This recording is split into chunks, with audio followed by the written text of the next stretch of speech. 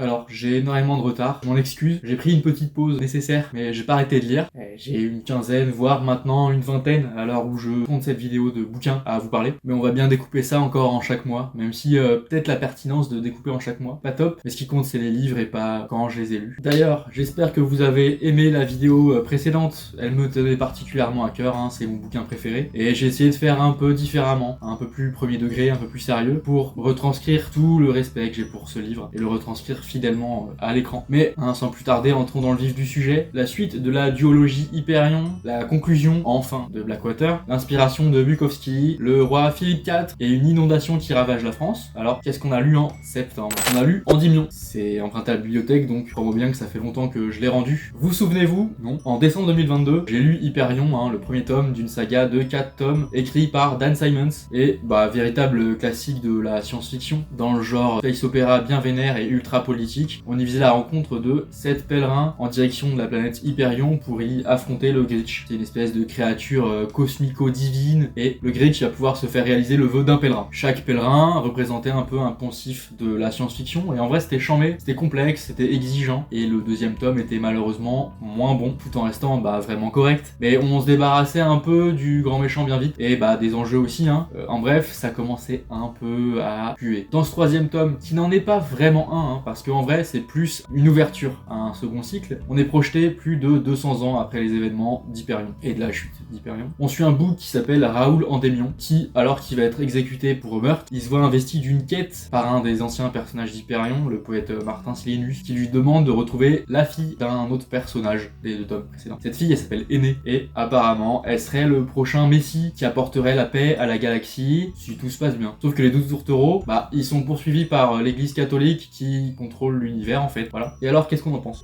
C'était pas ouf du tout. On est loin des très bonnes promesses du premier tome. Alors le bouquin, c'est une bonne briquette de 600 pages, et c'est écrit tout petit. Et déjà, l'intrigue elle est toute naze. C'est Raoul et Aînée qui sont en fuite, et qui vont de planète en planète, en passant par des portails qui les téléportent sur une autre planète. Et globalement, voilà quoi. En fait, pendant 600 pages. 600 pages. 600 pages de ça. Et en plus, sur la plupart des planètes, y a rien, y a plus rien, y a plus de civilisation, y a plus d'habitants, c'est juste une région sauvage. C'est un roman de survie, pas forcément très intéressant. D'un autre côté, t'as l'église catholique qui les chasse, et pour une raison mystérieuse, ne peut pas les tuer. Du coup, ça donne un bouclier narratif aux personnages, qui sont protégés contre tout. Voilà. Et on n'a pas encore abordé le problème principal. En fait, Raoul Endymion, le personnage principal, il est très très con. Mais vraiment con. Il veut être un héros, mais il enchaîne erreur sur erreur. Il met la troupe dans la merde tout du long du roman, et de manière répétée. Et c'est giga frustrant de suivre un gars comme ça, parce que on voit bien que c'est pas intentionnel dans l'écriture, qu'il est destiné à être quelqu'un de grand, et en fait que de la merde. Et puis on nous promet une histoire d'amour futur entre Aînée et Raoul, alors que dans ce premier tome, il a 27 ans, elle en a 10, et du coup c'est ultra malaisant. Bof en général. On a lu Blackwater 6, La pluie. Alors,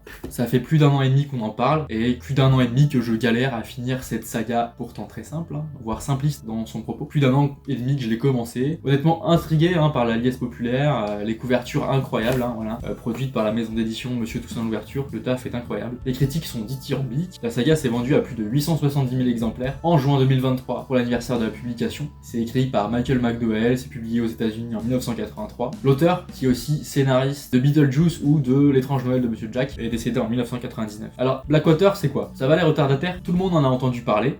C'est une grande fresque familiale qui débute en 1919 dans la ville de Perdido. C'est à la frontière entre l'Alabama et la Floride. Et le premier tome, il débute alors que la rivière a inondé la ville, du même nom, de Perdido. Donc dans ce contexte, on suit une famille de riches propriétaires d'une scierie, dont le gérant, Oscar, il retrouve une jeune femme un peu shady dans l'hôtel de la ville, qui est inondée, envahie par les flots. Et le truc, c'est que cette jeune femme, elle devrait pas être en vie. Et pendant les 6 tomes de la saga, on va suivre cette famille qui va devenir de plus en plus riche au fil des bouquins. Et aussi de plus en plus insupportable. Parce que ma conclusion finale et globale sur cette saga, mon avis personnel et bien personnel, c'est que c'est nul. Ah oui, c'est nul. On suit des personnages tous plus insupportables les uns que les autres. Aucun n'est attachant, alors ce qui peut leur arriver de bien ou de mal, je m'en fous. On suit des gens déjà riches, qu'ils deviennent encore plus, tellement riches qu'ils savent plus quoi faire de leur argent. C'est super, mais non. On nous promet du fantastique dès le début, des révélations fracassantes, machin chouette, mais rien à la conclusion. Le paradoxe d'Elinor n'est jamais vraiment expliqué ou exploré, comme si l'auteur regrettait d'avoir amené ça, et préférait se concentrer sur une saga familiale un peu banale. Un peu un Plus belle la vie du sud des États-Unis quoi. Jusqu'au bout, la saga m'aura déçu, et je suis grave soulagé de l'avoir terminé,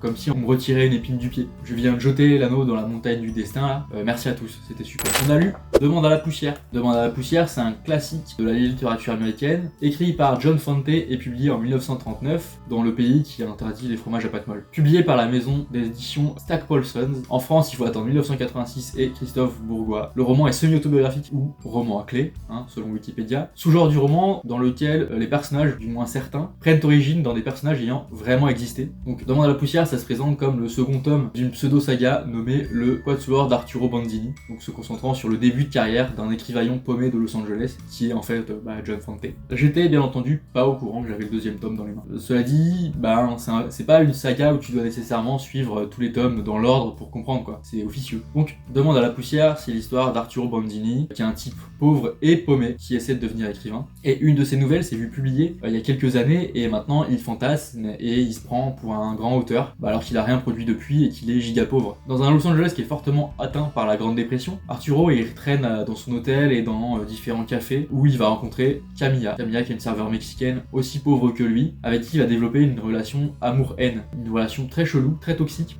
puisqu'elle-même elle est amoureuse de son patron qui la rejette vraiment salement. En plus, le Arturo il se perd vraiment dans son imagination débordante mais un poil incapacitante. Alors qu'est-ce qu'on pense de Demande à la poussière? Déjà j'adore le titre, autant le mentionner. Ensuite le roman m'a beaucoup rappelé L'Attrape-Cœur de J.D. Salinger, autre classique subversif américain dont on a déjà parlé. Et on a un peu la même vibe de jeune homme paumé, bourré de défauts et qui galère à s'en sortir, qui est un peu antipathique. Mais là j'ai l'impression qu'on a une vraie évolution et que Arturo qui débute comme un sale con, misogyne et ahuri, vraiment malhabile avec les femmes, avec les autres, plein d'illusions sur lui-même, il s'améliore au fur et à mesure des expériences qu'il vit et des tartes que lui met la vie en fait, pour devenir un peu plus humain. Et puis John Fante écrit aussi les chimères imaginatives des auteurs à en devenir comme personne. C'est très brut et c'est très réussi. On a lu le premier tome de la saga romanesque des Rois Maudits de Maurice Druon, du coup là c'est le Roi de Fer. C'est publié en 1955 par Del Duca, que sais-je. Pour la rétrospective du pourquoi, un pote m'avait fortement conseillé Les Piliers de la Terre de Ken Follett que j'ai lu en février 2023. C'était cool mais pas vraiment aussi cool que ce que je pensais que ça allait être, ni autant que les critiques et les avis ne laissaient penser. Description historique dingo mais personnage creux. Suite à la vidéo, on m'a conseillé cette série de Maurice Druon, validée par mon pote qui m'avait conseillé Les Piliers de la Terre, ainsi que par mon frère, du coup je me suis lancé. Mais bon, il y a 7 tomes quoi. Alors dans ce premier tome, que se passe-t-il? On est en 1314 et le pays est géré par Philippe le Bel, Philippe IV, père de Louis X. Le bouc est très froid et règne sur la France avec une main de fer, d'où le titre.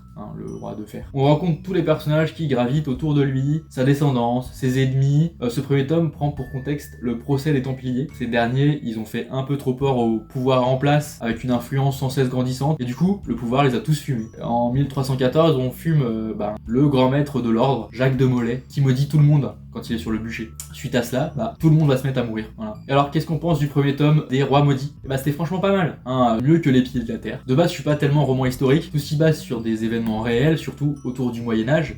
Ça me rappelle bien que l'humanité n'apprend pas de ces conneries. Et plus généralement, j'y connais rien, et donc il manque tout un tas de repères historiques. La plupart des personnages, je sais pas qui ils sont. C'est dommage, mais au-delà de ça, c'est vraiment très bon. Les personnages sont très bien écrits, beaucoup de profondeur, ce qui manquait aux Piliers de la Terre. La narration est fluide, et on visite bien et se repère bien dans le pays et dans les événements. On sent que le bon Maurice, il a bien taffé. Il a taffé de dingue pour brouiller la frontière entre réalité et fiction, et on lira la suite avec beaucoup de plaisir. Pour finir, on a lu Juste après la vague de Sandrine Colette. C'est publié en 2018 par les éditions de Noël. Sandrine Colette, elle s'est rapidement imposée comme une de mes autrices préférées. Dès le premier bouquin que j'ai lu d'elle d'ailleurs, le magnifique et bouleversant et toujours les forêts. Récit post-apocalyptique bien sombre. J'adore vraiment son style narratif à Sandrine Colette, qui est fait de phrases courtes et chocs qui te tabassent bien la gueule, et des personnages qui sont brisés mais qui s'accrochent tout de même au peu d'espoir qu'ils peuvent avoir. Des nœuds d'acier, il reste la poussière, les larmes noires sur la terre, tout est déchirant et beau. Et maintenant, juste après la vague. Juste après la vague, ça se déroule quelques jours après un gigantesque tsunami qui a ravagé toute la côte.